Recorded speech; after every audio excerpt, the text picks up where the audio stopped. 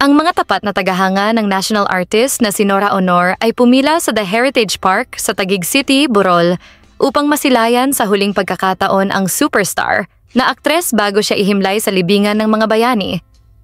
Sina Lotlot de Leon at Matet de Leon naman na mga anak ni Nora Aunor na kapwa mga aktres ay bumati kahapon sa mga tagahanga sa labas na matiagang naghintay sa ilalim ng matinding init ng araw.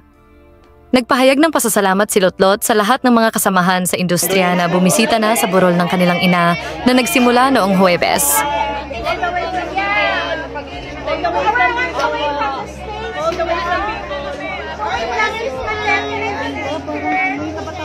Condolence po. Salamat.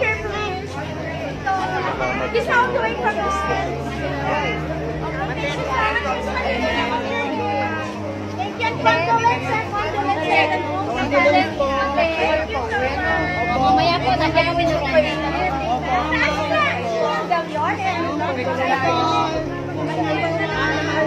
Thank you po, Miss Mate. Thank you po. Thank you po. Hindi ka na, ano? Okay na kayo? Ako, pasana ako.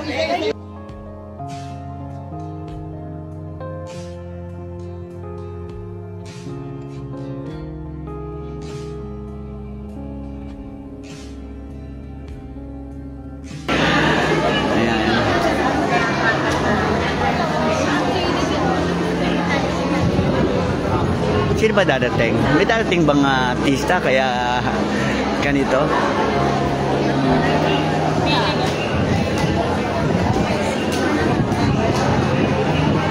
Ang daming tao eh. Meron naman pa ayan. Meron pong libreng may libre pong tubig, ayan, at saka biskwit, ayan, Skyflex, ayan. So, ayan.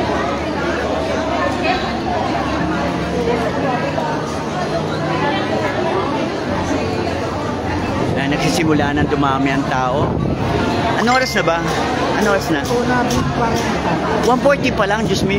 Hindi aabot ang aking baterya. Saan kaya ako pwede mag-charge?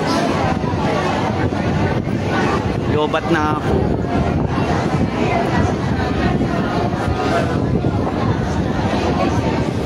Kanina na-interview ko si Sir John Rendes, no? Mamaya ipapost ko, no? Medyo naiyak nga ako sa message. Anong masasabi ninyo sa balitang ito? Magkomento sa ibaba at huwag kalimutang mag-subscribe for more videos. Maraming salamat sa panonood.